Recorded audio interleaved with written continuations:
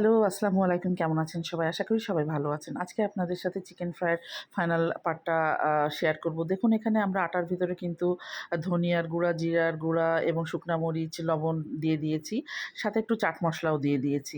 দিয়ে আমরা এটাকে একটু ভালো করে মাখিয়ে নিব। এই যে দেখুন, এবার এর ভিতরে কিন্তু আমরা একটু কর্নফ্লাওয়ারটাও দিয়ে দিব পরিমাণ মতো। আসলে কতটুকু পরিমাণ আটা যাচ্ছে সেই অনুযায়ী কর্নফ্লাওয়ারটা দিব।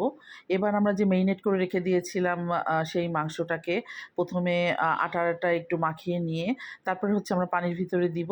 দিয়ে আবার আমরা ময়দার ভিতরে দিয়ে আবার পানির ভিতরে দিয়ে তারপরে হচ্ছে আরেকবার ময়দার ভিতরে দিয়ে ওটাকে উঠিয়ে ফেলবো। এই যে দেখুন এভাবে আমরা সব হচ্ছে পিসগুলাই করে ফেলবো। করে এবার আমরা এটাকে ফ্রাই করে ফেলবো। আসলে এইভাবে যদি আপনারা করে বাসায় তৈরি করেন তো আপনারা হচ্ছে বুঝবেন যে আসলে এই রেসিপিটা কত মজাদার। আম অবশ্যই আপনারা বাসায় এটা তৈরি করবেন। কারণ এই রেসিপিটা আসলেই অনেক মজাদার এবং আমার বাচ্চারা খুবই পছন্দ করে।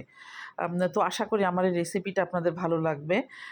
তো আপনারা অবশ্যই বাসায় ট্রাই করবেন এবং আমাকে কমেন্ট করে অবশ্যই জানাবেন।